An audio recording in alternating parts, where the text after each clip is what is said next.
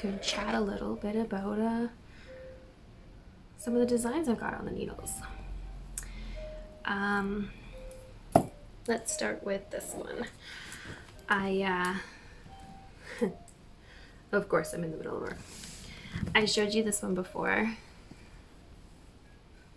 Well, I had managed to get to the next section a couple days ago, and I'm working away on it, almost completely finished, and I decided I hated it. That's not true. I really liked it, but it didn't fit.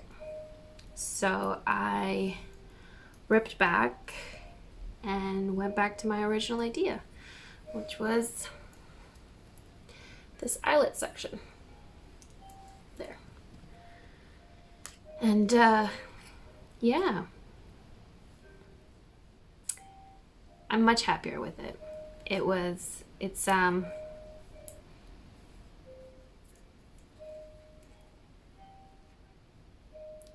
It's what I thought of at first. It was the original idea. So the section I had in there with the baubles and the purple, if you saw my Instagram, I'm gonna put it back just in a different spot. And yeah, so it's kind of funny. I spent a lot of time thinking about what I wanted this design to look at. I had a rough idea in my head, and then I planned it all out, and then I drew it out. And I find that drawings are super, super helpful because it helps you really get an idea for what you want your design to look at. So it's really rough, but basically it's kind of what I'm going for. So this is the whole garter panel, which I just finished. This is the eyelet section. And then that's the bauble section that I'm going to be putting back. So when I was knitting it the first time, I forgot that I had kind of wanted to do that, and I thought maybe I could put more of the purple in. But I think this will be a really good balance if I keep it this way. So that's what I'm going to do. And yeah. Also, does anybody else's cake do this? And there's a pen in there. It's like a pyramid now. The middle just keeps pulling out more and more and more, and oh well. Maybe once I finish this section, I'll just recake it. So yeah, that's that. I don't know, don't really have any. I kind of have a plan for when I want to release that, but I don't know if I'll have enough time because I need about at least 4 to 5 weeks for test knitting. So if I can get it done by the end of August and start test knitting then it'll be ready for like a end of October, early November release. And that would be nice.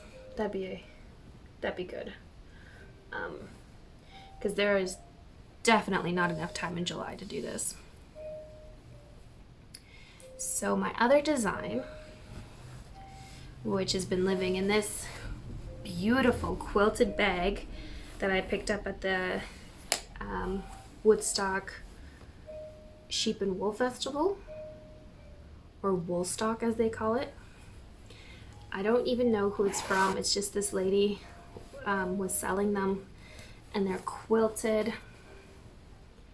And it's just, I love the mustard of the fabric, and Penny spilled coffee on it, but I might be able to wash that out. I don't know. Look at the polka dots on the inside. So this is a project that I started in collaboration with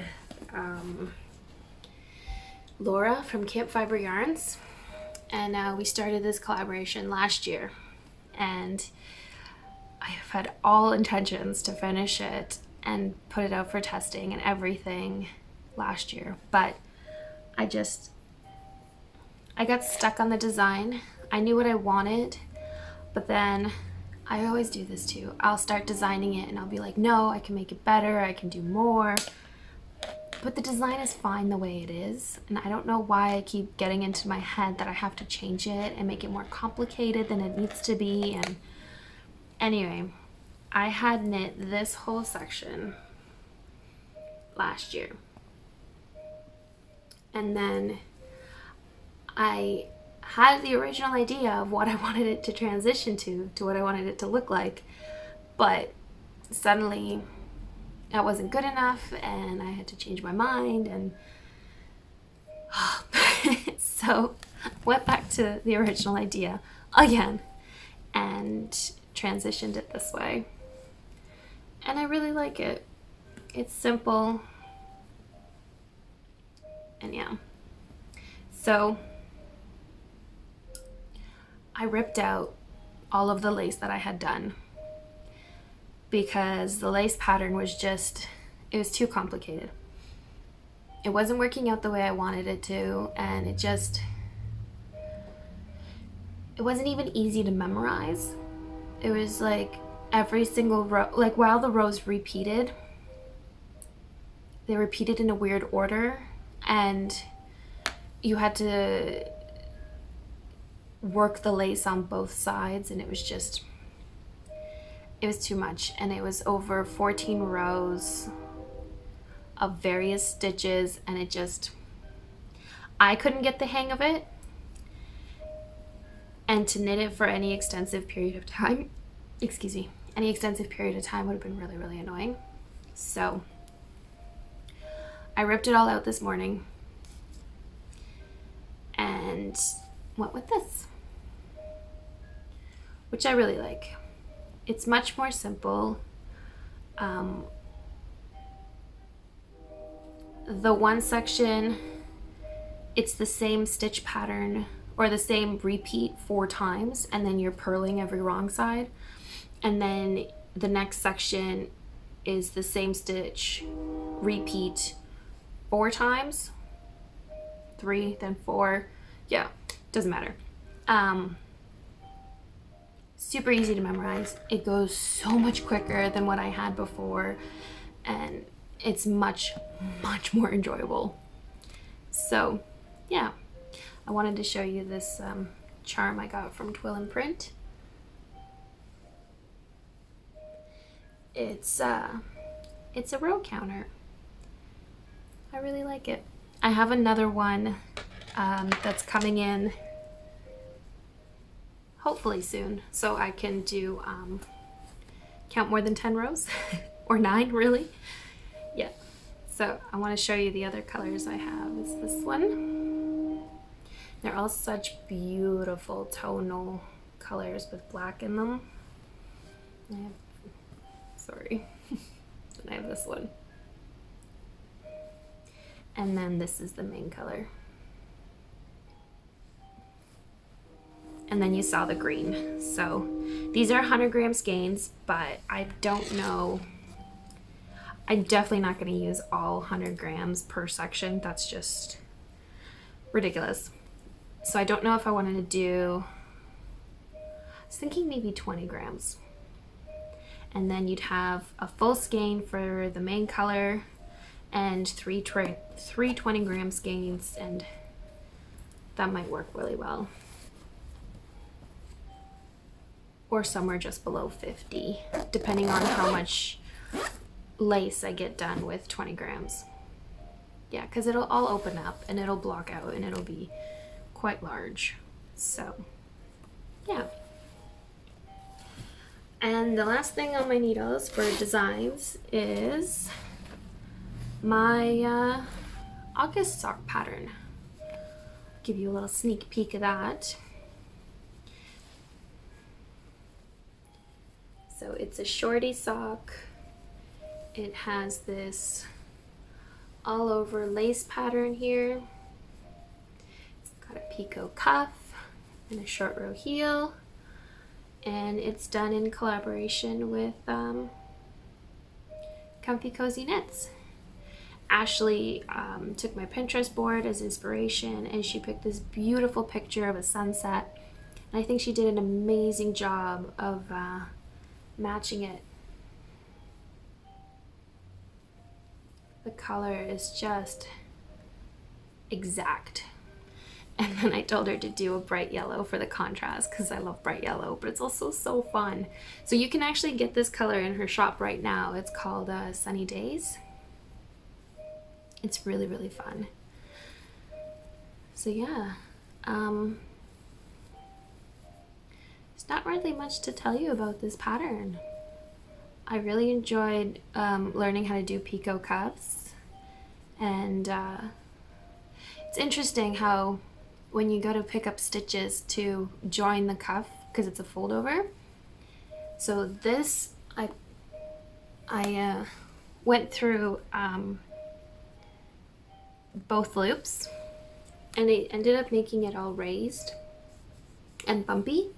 So when I went through on the second sock, I picked up just the one loop, the back one, and it's so smooth. You really can't even tell that it's a fold over cuff. It's amazing. So yeah, I thought that was really interesting. So with her sock set, you're getting 50 grams of the main color, because that's really all you need, and then a 20 gram mini, or 25 gram mini, because she has a plumpy base, so it's 115 grams for 400 yards, I think. So yeah, I'm wearing my Zweig by Caitlin Hunter. I knit this sweater 2 years ago now, and I used, this is a beautiful, beautiful yarn from Herbstblatt Regina, who is no longer dying, but she's out of Germany, and this was one of her tulip collection yarns. And then this black is just a knit pick stroll. But yeah, I like it. The yarns are definitely very, very different weights. Like this is much more plumpier than this, because this is a 75-25 and I think this was an 80-20. But it worked out. It's fine.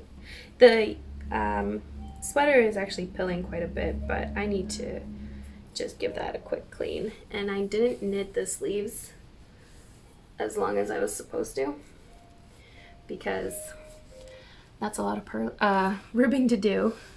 It's a 2x2 rib, and I got tired of it. And I was doing if you've never worked with knit pick stroll, it's a very slippery, thin yarn, like a very thin yarn. And I was using metal double pointed needles from Michaels, and they were slippery.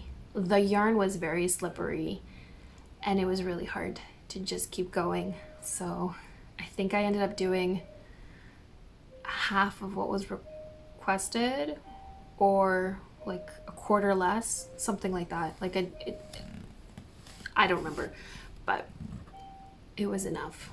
I was done. It's like, I can't do this on both sleeves like this. It's taking way too long. So yeah, that's all I have to talk about for now.